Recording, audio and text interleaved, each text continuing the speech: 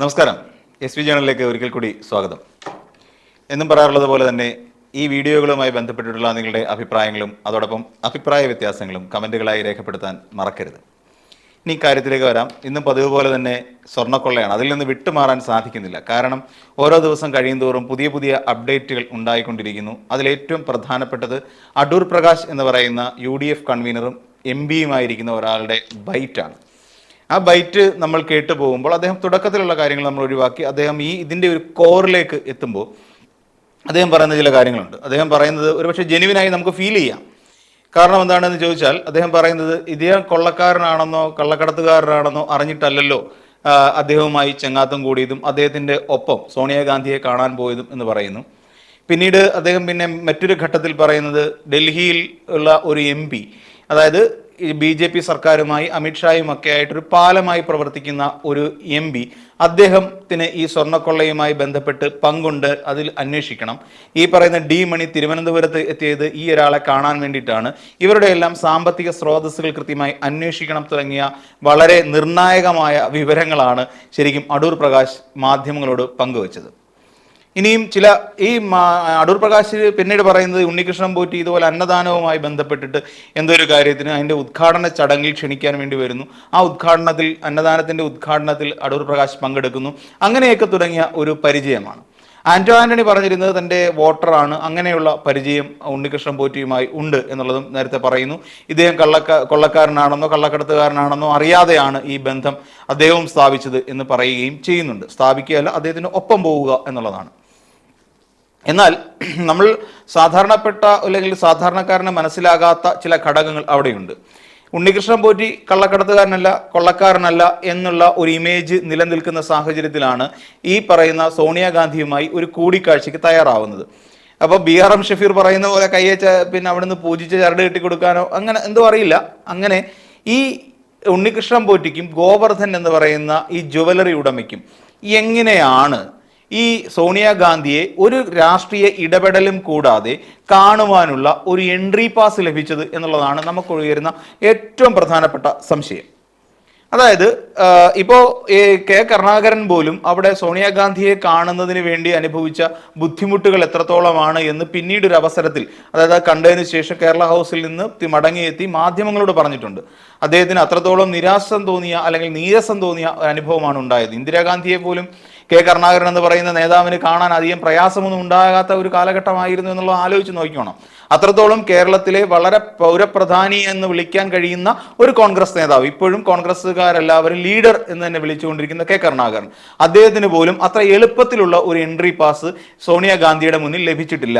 അപ്പോൾ അങ്ങനെ വരുമ്പോൾ ഈ പറയുന്ന നമ്മുടെ ഉണ്ണികൃഷ്ണൻ പോറ്റിക്ക് എങ്ങനെയാണ് വളരെ ഈസിയായി സോണിയാഗാന്ധിയെ കാണാനുള്ള എൻട്രി പാസ് ലഭിച്ചത് എന്നുള്ളതാണ് നമ്മളുടെ മുന്നിലുള്ള ഏറ്റവും പ്രധാനപ്പെട്ട സംശയം.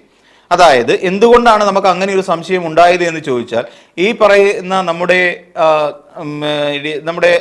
അടൂർ പ്രകാശ് തന്നെ വ്യക്തമാക്കിയത് ഉണ്ണികൃഷ്ണൻ പോറ്റി വിളിച്ചത് കൊണ്ടാണ് സോണിയാഗാന്ധിയെ കാണാനായി താൻ പോയത് എന്നാണ് പറയുന്നത്. അപ്പോഴും ഈ പറയുന്ന അടൂർ പ്രകാശ് അല്ല ഉണ്ണികൃഷ്ണൻ പോറ്റി അവിടെ കൊണ്ടെത്തിച്ചത് എന്നാണ് അതിന്റെ ധ്വനി. അതിന്റെ അർത്ഥം ഉണ്ണികൃഷ്ണൻ പോറ്റി നേരത്തെ സോണിയാഗാന്ധിയുമായി ഒരു അപ്പോയിന്റ്മെന്റ് തയ്യാറാക്കി വെച്ചിരുന്നു. ആ അപ്പോയിന്റ്മെന്റ് തയ്യാറാക്കി അന്നേ ദിവസം വരൂ, ഞങ്ങൾ ഇങ്ങനെ സോണിയാഗാന്ധിയെ കാണാൻ പോകുന്നുണ്ട്, അതുകൊണ്ട് താങ്കൾ ഞങ്ങളുടെ ഒപ്പം വരണം എന്ന് പറഞ്ഞുകൊണ്ട് ആന്റണിയെയും അടൂർ പ്രകാശിനെയും ക്ഷണിച്ച് അവരെ കൂട്ടിക്കൊണ്ടു പോവുകയാണ് ഉണ്ടായത് എന്നാണ് നമ്മൾ അതിൽ നിന്ന് മനസ്സിലാക്കുന്ന ചില കാര്യങ്ങൾ. അങ്ങനെയാണെങ്കിലുള്ള പ്രശ്നമാണ് ഈ പറയുന്നത്. അപ്പോൾ ആരാണ് ഉണ്ണികൃഷ്ണൻ പോറ്റി എന്ന് പറയുന്ന ഒരാൾക്ക് സോണിയാഗാന്ധിയെ കാണാനുള്ള അപ്പോയിന്റ്മെന്റ് റെഡിയാക്കി കൊടുത്തത്? നമുക്കറിയാം, ഉണ്ണികൃഷ്ണൻ പോറ്റി എന്ന് പറഞ്ഞാൽ ആ സമയത്താണെങ്കിലും ഏത് സമയത്താണെങ്കിലും ശബരിമല എന്ന് പറയുന്ന ആ നമ്മുടെ ആരാധനാലയവുമായി ബന്ധപ്പെട്ട് അത്ര വലിയ പദവിയൊന്നും അലങ്കരിച്ച ഒരാളൊന്നും അല്ല. അതായത് ഇപ്പം അവിടുത്തെ തന്ത്രിയാണെന്ന് താഴവൺ കുടുംബത്തിൽപ്പെട്ട രാജീവ് കണ്ഠരരോ അങ്ങനെ ആരെങ്കിലും ഒക്കെ ആണ് ഇതിനകത്തേക്ക് സോണിയാഗാന്ധിയെ കാണാൻ താല്പര്യം പ്രകടിപ്പിക്കുന്നതെങ്കിൽ ഓഫ് കോഴ്സ് സോണിയാഗാന്ധി മറ്റൊന്നും ആലോചിക്കാതെ അവിടെ സമ്മതം മൂളും. കാരണം ശബരിമലയിലെ ദൈവതുല്യൻ എന്ന് വിശേഷിപ്പിക്കപ്പെടുന്ന താഴവൺ കുടുംബത്തിൽ നിന്ന് തന്നെയുള്ള ഒരു അംഗം, തന്ത്രി ആണ് അവിടെ കാണാൻ ചെല്ലുന്നത്. ഇനി അതെല്ലാം മേൽശാന്തിയാണ് കാണാൻ ചെല്ലുന്നതെങ്കിലും അതിനൊരു പ്രാധാന്യം ഉണ്ടാകും. എന്നാൽ മേൽശാന്തിയുമല്ല കീഴ്ശാന്തിയുടെ കർമ്മി എന്നുള്ള നിലയിൽ മാത്രം കൂടിയിരിക്കുന്ന ഈ പറയുന്ന ഉണ്ണികൃഷ്ണൻ പോറ്റിക്ക് എങ്ങനെ ആര് മുഖാന്തിരമാണ് ഇങ്ങനെ അവിടെ ഒരു അപ്പോയിന്റ്മെന്റ് ലഭ്യമായത് എന്നുള്ളത് വലിയൊരു ചോദ്യം തന്നെയാണ്. ആ ചോദ്യത്തിനുള്ള ഉത്തരമാണ് കണ്ടെത്തേണ്ടത്. അപ്പോൾ സോണിയാഗാന്ധിയുമായി ഇങ്ങനെ 2 തവണ കൂടിക്കാഴ്ച നടത്തുന്നതിന് വേണ്ടിയിട്ട് ഡൽഹിയിലുള്ള മുതിർന്ന ഒരു കോൺഗ്രസ് നേതാവ് ഇതിന് ചുക്കാൻ പിടിച്ചിട്ടുണ്ട് എന്ന് വേണം നമ്മൾ അനുമാനിക്കാൻ, ചിന്തിക്കാനല്ല അനുമാനിക്കാൻ. അപ്പോൾ അങ്ങനെ സോണിയാഗാന്ധിയെ പോയി കാണുന്നു. സോണിയാഗാന്ധിയെ കണ്ട് അവിടെ നിന്ന് ഒപ്പം നിന്ന് ഫോട്ടോയും എടുത്തുകൊണ്ട് ഈ പറയുന്ന നമ്മുടെ അടൂർ പ്രകാശും ആന്റോ ആന്റണിയും തിരികെ നാട്ടിലേക്ക് മടങ്ങുകയും ചെയ്യുന്നു. എന്തുകൊണ്ടാണ് ഗോവർദ്ധൻ എന്ന് പറയുന്ന ജ്വല്ലറി സ്വർണ്ണ വ്യാപാരിക്ക് എങ്ങനെ ഉണ്ണികൃഷ്ണൻ പോറ്റിക്ക് ശബരിമലയുമായി ബന്ധപ്പെട്ടുകൊണ്ടുള്ള നീക്കമാണെന്ന് കരുതാം. ഇതേ സമയം തന്നെ ഈ ഗോവർദ്ധൻ എന്ന് പറയുന്ന സ്വർണ്ണ മുതലാളി അല്ലെങ്കിൽ ജ്വല്ലറി മുതലാളിക്ക് ഈ ഉണ്ണികൃഷ്ണൻ പോറ്റിക്കൊപ്പമുള്ള അടുപ്പം അന്നേ തുടങ്ങി എന്ന് നമ്മൾ ഊഹിക്കേണ്ടി വരും. അതായത് ഇന്നോ ഇന്നലെയോ തുടങ്ങിയ ബന്ധമല്ല, ഇതൊരു വലിയ ഗൂഢാലോചനയുടെ ഭാഗമായി തന്നെ ഉണ്ടാക്കിയെടുത്ത ഒരു മോഷണമാണ് എന്നുള്ളതിന്റെ തെളിവാണ് ഗോവർദ്ധനും ഈ പറയുന്ന ഉണ്ണികൃഷ്ണൻ പോറ്റിയും ഒരുമിച്ച് ഈ സോണിയാഗാന്ധിയെ കണ്ടപ്പോൾ ഉണ്ടായ സംശയം അല്ലെങ്കിൽ സംഭവം. അപ്പോൾ അത് ഒരു സുപ്രഭാതത്തിൽ പൊട്ടിമുളച്ചല്ല ഇവർ തമ്മിലുള്ള റിലേഷൻഷിപ്പ് എന്ന് മനസ്സിലാക്കാം. അപ്പോൾ ഇനിയും ഇങ്ങനെ ഒരാൾ വിളിച്ചു കഴിയുമ്പോൾ, സോണിയാഗാന്ധിയെ കാണാൻ പോകുമ്പോൾ ഇങ്ങനെ തങ്ങൾ കൂടി വരണം എന്ന് ഒരാൾ ആവശ്യപ്പെടുമ്പോൾ, അതൊരു സാധാരണ പ്രവർത്തകനായിക്കൊള്ളട്ടെ, ഇനി അതല്ല ഉണ്ണികൃഷ്ണൻ പോറ്റി ആയിക്കോട്ടെ, ഇനി അതല്ല അതിനും അപ്പുറത്ത് നിൽക്കുന്ന വേറെ ഏതെങ്കിലും ഒരു നേതാവായിരുന്നു കൊള്ളട്ടെ, നേതാവല്ല മറ്റൊരാൾ, പുള്ളിക്ക് കോൺഗ്രസുമായി യാതൊരു ബന്ധവുമില്ല, അദ്ദേഹം ഒരു കോൺഗ്രസിന്റെ പ്രതിനിധിയല്ല, ജനപ്രതിനിധിയല്ല, അദ്ദേഹം മറ്റു ഒരു തലത്തിലും കോൺഗ്രസിന്റെയോ അല്ലെങ്കിൽ UDFന്റെയോ ഔദ്യോഗിക ഭാരവാഹിത്വം വഹിക്കുന്ന ഒരാളുമല്ല. അങ്ങനെയുള്ള ഒരാൾ സോണിയാഗാന്ധിയെ കാണാൻ ഞാനൊരു അപ്പോയിന്റ്മെന്റ് എടുത്തിട്ടുണ്ട്, എനിക്കൊപ്പം വരണം എന്ന് ഈ പറയുന്ന 2 MP-മാരോട്, അതും ശബരിമലയുമായി ബന്ധപ്പെട്ട് രണ്ടുപേരും പത്തനംതിട്ട സ്വദേശികളാണ് എന്ന് നമ്മൾ ഓർക്കണം. അപ്പൊ ഈ 2 പേരും അങ്ങോട്ടേക്ക് ക്ഷണിച്ച് 2 പേരെയും ഒരുമിച്ച് ക്ഷണിക്കുമ്പോൾ എന്തിനാണ് ഇങ്ങനെയൊരു ക്ഷണമുള്ളത് എന്നതിനെ കുറിച്ച് എപ്പോഴെങ്കിലും അടൂർ പ്രകാശ് അന്വേഷിച്ചിരുന്നോ? അതായത് ചോദിക്കാം സ്വാഭാവികമായി, എന്തിനാണ് ഞങ്ങൾ ഈ ചടങ്ങിൽ പങ്കെടുക്കേണ്ട ആവശ്യം? കാരണം അപ്പോയിന്റ്മെന്റ് കിട്ടിയിരിക്കുന്നത് അടൂർ പ്രകാശിനോ ആന്റോ ആന്റണിക്കല്ല, മറിച്ച് ഈ പറയുന്ന നമ്മുടെ ഉണ്ണികൃഷ്ണൻ പോറ്റിക്കും ഗോവർദ്ധനുമാണ്. അപ്പോൾ അവർ 2 പേരും ക്ഷണിക്കുമ്പോൾ എന്താവശ്യത്തിനാണ് ഞങ്ങൾ ഇവരെ കാണേണ്ടത് എന്നൊരു ചോദ്യം ചോദിച്ചിരുന്നോ? ഇല്ല.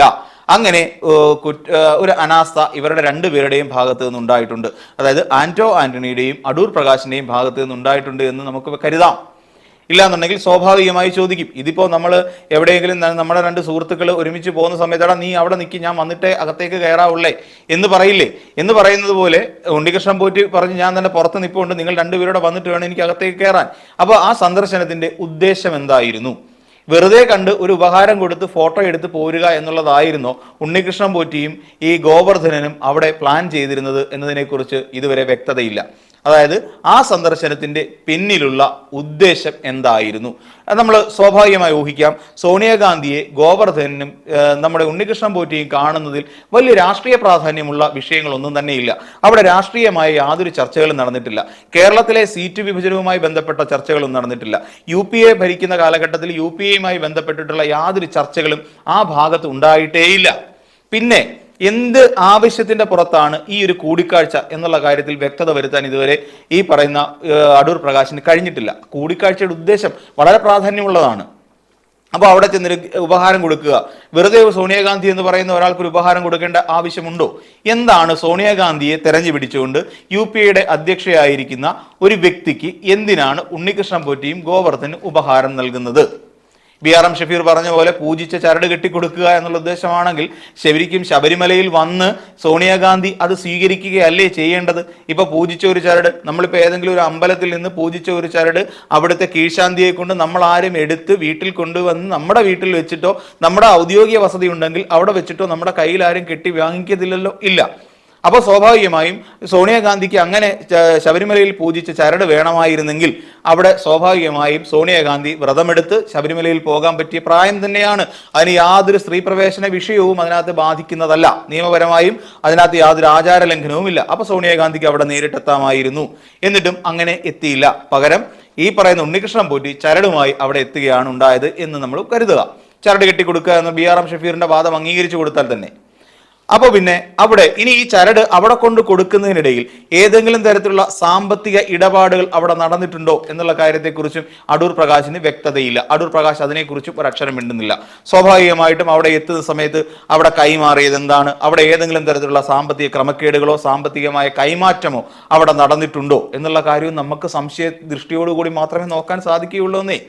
കാര്യം ആ നിൽക്കുന്നത് സോണിയാഗാന്ധി എന്ന് പറയുന്ന അന്ന് UPA അധ്യക്ഷയായിരുന്ന രാജ്യത്ത് ഏറ്റവും അധികം സുരക്ഷാ ക്രമീകരണങ്ങളുള്ള ഒരാൾ തന്നെയായിരുന്നു. അതായത് അന്ന് ഇന്ത്യൻ പ്രധാനമന്ത്രിക്ക് കിട്ടുന്ന അതേ സുരക്ഷാ ക്രമീകരണങ്ങളുള്ള ഒരു വ്യക്തി കൂടിയാണ് സോണിയാഗാന്ധി. ആ സോണിയാഗാന്ധിയുടെ മുന്നിൽ ഒരു തവണയല്ല 2 തവണ 2011 ശേഷം 2 തവണ ഈ ഉണ്ണികൃഷ്ണൻ പോറ്റിയും ഗോവർദ്ധനും അവിടെ എത്തിയിരുന്നു. അങ്ങനെ ആണെങ്കിൽ ഈ പറയുന്ന സാമ്പത്തിക ക്രയവിക്രയങ്ങൾ എന്തെങ്കിലും അവിടെ നടന്നിട്ടുണ്ടോ എന്ന കാര്യത്തിലും ഇതേ ആള് തന്നെ അടൂർ പ്രകാശ് തന്നെ പറയേണ്ടതായിട്ടുണ്ട്, അതിൽ വ്യക്തത വരുത്തേണ്ടതായിട്ടുണ്ട്. ഇനിയും അടൂർ പ്രകാശിന്റെ മറ്റു ചില കാര്യങ്ങളിലേക്ക് അവിടെ പോകുമ്പോൾ ഡൽഹിയിൽ ജോൺ ബ്രിട്ടാസ് എന്ന് പറയുന്ന ഒരു MB കേന്ദ്രീകരിച്ചുകൊണ്ടാണ് പറയുന്നത് പാലമായി പ്രവർത്തിക്കുന്നു. അത് നമ്മുടെ കേന്ദ്ര വിദ്യാഭ്യാസ ധർമ്മേന്ദ്ര പ്രധാൻ പറഞ്ഞത് എന്തായിരുന്നു?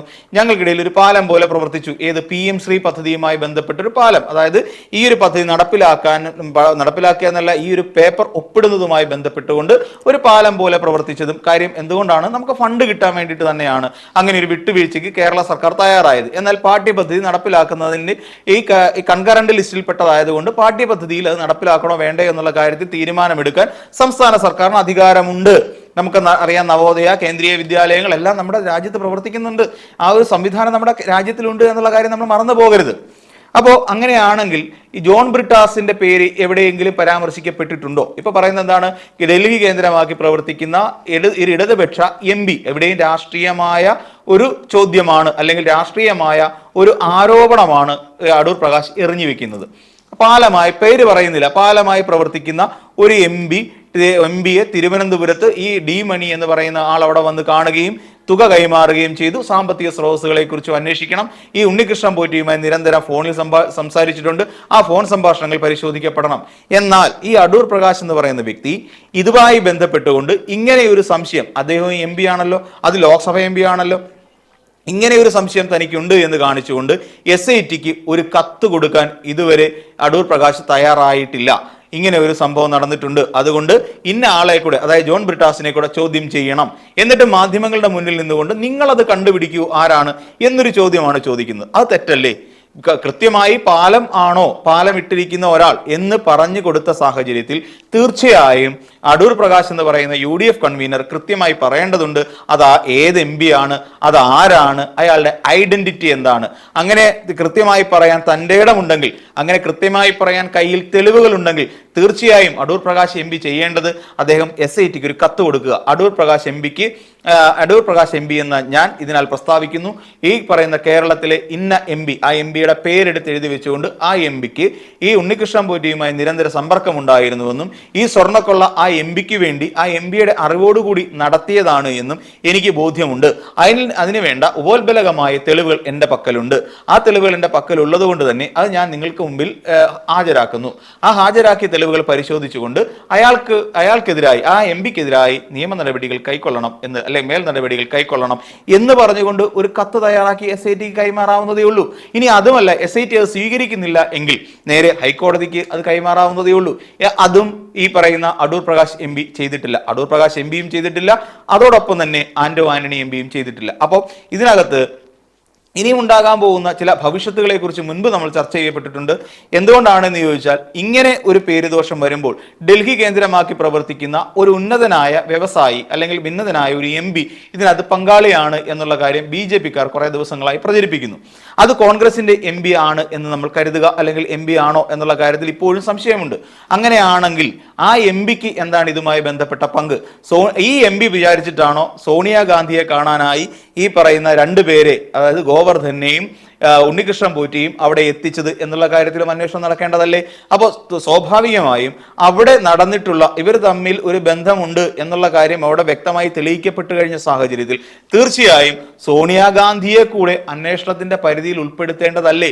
കാരണം എന്താണെന്ന് ചോദിച്ചാൽ, ഈ പറയുന്ന പോലെ അടൂർ പ്രകാശ് നേരിട്ട് ഇതേ ഉണ്ണികൃഷ്ണൻ പോറ്റിയെ എത്തിച്ചിട്ടില്ല എന്നും ഉണ്ണികൃഷ്ണൻ പോറ്റി നേരിട്ടാണ് അവിടെ നിന്ന് അവിടെ എത്തിച്ചേരാനുള്ള സോണിയാഗാന്ധിയെ കാണാനുള്ള പെർമിഷൻ എടുത്തതെന്നും അടൂർ പ്രകാശ് തന്നെ വ്യക്തമാക്കുകയാണ്. അതിന്റെ അർത്ഥം തന്റെ അറിവോടുകൂടിയല്ല സോണിയാഗാന്ധിയെ കണ്ടത്, മറിച്ച് സോണിയാഗാന്ധിയുടെ പക്കൽ നിന്നും നേരിട്ട് സന്ദർശനാനുമതി നേടിയതിനു ശേഷം സോണിയാഗാന്ധിയെ ഇവർ കണ്ടു. ആ കൂട്ടത്തിൽ ഇവരെ രണ്ടുപേരെയും കൂടെ വിളിച്ചു എന്നാണ് അതിന്റെ അർത്ഥം. അപ്പോൾ സോണിയാഗാന്ധി ഇവരെ നേരിട്ട് കാണാൻ വേണ്ടി സോണിയാഗാന്ധിയും ഉണ്ണികൃഷ്ണൻ പോറ്റിയും തമ്മിലുള്ള ബന്ധമെന്താണ്, അല്ലെങ്കിൽ ഈ ഒരു കൂടിക്കാഴ്ചയ്ക്ക് ഇടനില നിന്നത് ആരാണ്? അപ്പോൾ അങ്ങനെ ഇടനില നിന്ന ആളെ കിട്ടിക്കഴിയുമ്പോഴാണ് മനസ്സിലാവുന്നത് അവിടെ എന്ത് തരം ചർച്ചകളാണ് നടന്നത്. വെറുതെ കൂടിക്കാഴ്ച നടത്തി ഉപഹാരം കൊടുത്ത് മടങ്ങിപ്പോവുകയായിരിക്കില്ല ഉണ്ടാവുന്നത്, ചർച്ചകൾ നടന്നിട്ടുണ്ടാകാം. എന്ത് തരം ചർച്ചയാണ് അവിടെ നടന്നത്, സാമ്പത്തിക ക്രമക്കേടുകൾ വല്ലതും നടന്നിട്ടുണ്ടോ തുടങ്ങിയ ഒരുപാട് ചോദ്യങ്ങൾ ഇതിന്റെ പിന്നിലുണ്ട്. ഇനിയും സോണിയാഗാന്ധിക്ക് ഇത് കുരുക്കായി മാറുന്ന എങ്ങനെയെന്ന് ചോദിച്ചു കഴിഞ്ഞാൽ, ഇത് സംഘപരിവാർ ആശയങ്ങളുള്ള ഉത്തരേന്ത്യ കേന്ദ്രമാക്കി പ്രവർത്തിച്ചുകൊണ്ടിരിക്കുന്ന RSS BJPക്ക് ഏറ്റവും കൂടുതൽ സോണിയാഗാന്ധിയും രാഹുൽ ഗാന്ധിയും തേച്ചൊട്ടിക്കാൻ പറ്റിയ സാഹചര്യം കൂടിയാണ് ഇത് നമ്മൾ മനസ്സിലാക്കണം. എങ്ങനെയാണെന്ന് ചോദിച്ചാൽ, പൊതുവെ തെക്കൻ കേരളത്തിലുള്ള ഹിന്ദു ക്ഷേത്രങ്ങളിലെ കേന്ദ്രീകരിച്ചുകൊണ്ട് ദേശീയ തലത്തിൽ നിൽക്കുന്ന കോൺഗ്രസിന്റെ നേതാക്കന്മാർ കള്ളക്കടത്ത് നടത്തുന്നവരാണ് എന്ന് ഒരു വലിയ പ്രചരണം BJP ഇതിനാൽ തുടങ്ങിക്കഴിഞ്ഞിരിക്കുന്നു. അപ്പോൾ അങ്ങനെ വരുമ്പോൾ ഉത്തരേന്ത്യൻ ലോബിയായ കോൺഗ്രസ് അല്ലെങ്കിൽ കോൺഗ്രസിന്റെ ഉത്തരേന്ത്യൻ ലോബിക്ക് കേരളത്തിലെ പല ക്ഷേത്രങ്ങളിലും കണ്ണുണ്ട്. അങ്ങനെ ക്ഷേത്ര നശീകരണത്തിന് വേണ്ടി കോൺഗ്രസ് മനഃപൂർവ്വം ശ്രമിച്ചുകൊണ്ടിരിക്കുന്നു എന്ന് പറയുന്ന ഒരു പുതിയ നരേറ്റീവ് കൂടി ഈ ഒരു സാഹചര്യത്തിൽ ഉരുത്തിരിഞ്ഞു വരാനുള്ള സാഹചര്യം കൂടിയുണ്ട്. അപ്പോൾ ഇത്തരത്തിലുള്ള വലിയ ദുരന്തങ്ങൾ ഒഴിവാക്കുന്നതിന് വേണ്ടി അടൂർ പ്രകാശ് സത്യസന്ധമായി കാര്യങ്ങൾ അവതരിപ്പിക്കുക എന്നുള്ളതാണ് മിനിമം ചെയ്യേണ്ട ഒരു കാര്യം. അപ്പോൾ മറ്റൊരു വീഡിയോയുമായി നമുക്ക് വീണ്ടും കാണാം.